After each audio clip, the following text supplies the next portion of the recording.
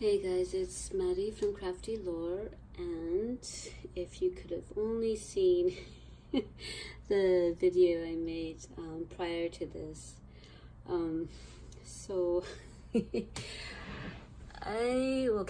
I downloaded some digital kits from Marty Mays. She has a beautiful blooming spring, I think it's called, and a nature walk. And I think these mason jars come from her blooming spring. And I am making a spring type of journal. And I was thinking, well, why don't I try to make a mason jar shaker cards? And so I've never made one before. And I flat out refuse to watch any videos of them being made. So please don't laugh. These are my first attempts at making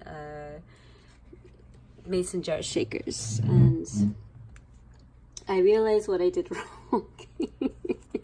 I mean, they still do shake, and it is very pretty to look at, and you can still write on the back. And that was my intention, to make these cards, and then that way you can still utilize the back for writing. But I realized what went wrong. So I don't have any acetate. So I accidentally cut myself earlier, so that stings whenever I wash my hands. So anyway, I didn't have any acetate. I did have a lot of laminate, so I decided to use a scrap of laminate. Like, here's an extra sheet, and as you can see, I cut out two small little squares to use for my mason shakers. And as I was trying to put one on, I realized that there wasn't really much give to the material, because it wasn't really allowing my things to move about. And silly me, I didn't realize that you would need to actually provide some type of like extra lip here, so that way, like a gusset of some sort, to kind of like expand it a bit, so that way it has the mobility to move about. And because this is my first time making them, and I simply refused to watch them being made, and I thought, oh, this is easy, I could do this. And the funny thing is I've spent all day trying to make these silly things. And as I was editing my first video, I realized what I did wrong. So I simply refused to put my silly video up. Decided to record my mistakes, because I will rectify it. I will still use these. It's still very pretty. I don't want to throw them out. Yeah, so I will still put these in the journal that I'm making, but I'm going to make some proper ones. Or I might just use these just for me, and then make proper ones for the journal that I'm creating. So I never made a spring type of journal before, and I purchased a book from somebody for several dollars, because it was my neighbor, actually. He was going to throw it out, and I could see why he wanted to, because the pages were all falling apart. There were pages missing. The only thing that was good about the book was the cover, actually. So I did a little bit of research on this book, and here is the cover of the book. It's a very beautiful old book, and there was actually no copyright on the pages. Well, I did the research, and let me see if I can get that to focus. You guys can see. I'm sorry if it changed the light. Ultimus, I think it's pronounced, or Ultimus. So they made these type of books around 1900 of this style, with this type of rectangular type of, I think these are, what are these? I can't think of the name. I had the name of this flower in my head, now it's gone. Dang on it. Yeah, so another reason for you guys to laugh at me. It just escaped me. So anyways, when they created this style, it was like around 1904, 1905. So this is a relatively very old book, but the book cover came out. Is good. It's very good.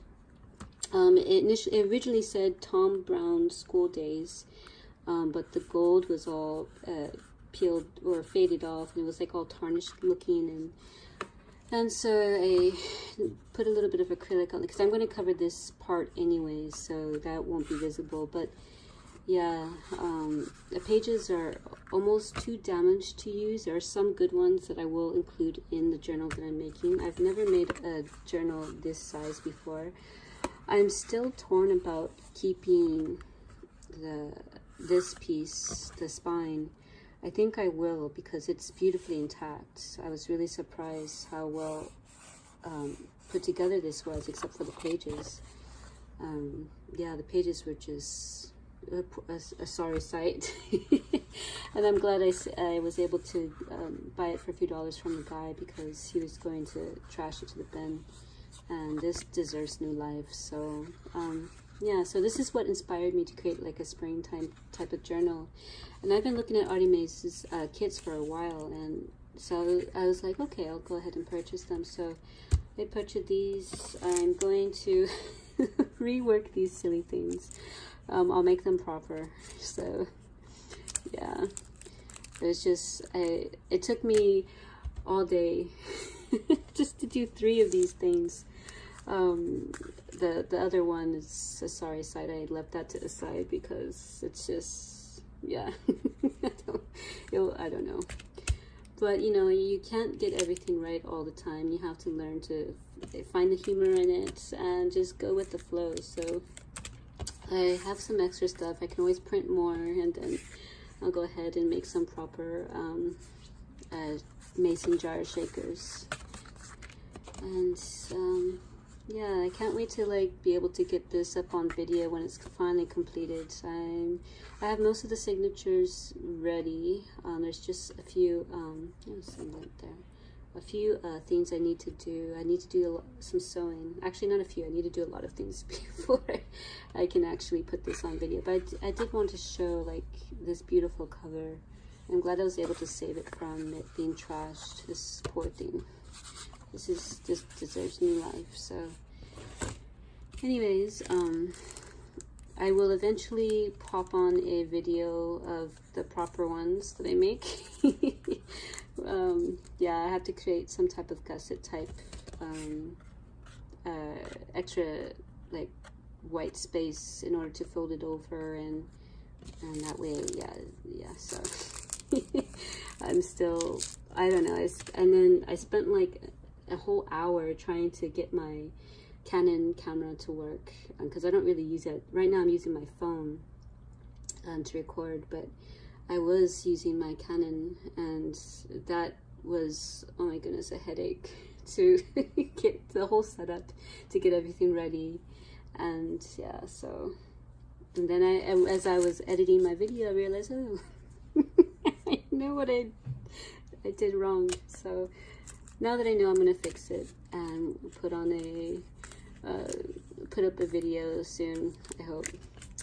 So thank you for watching.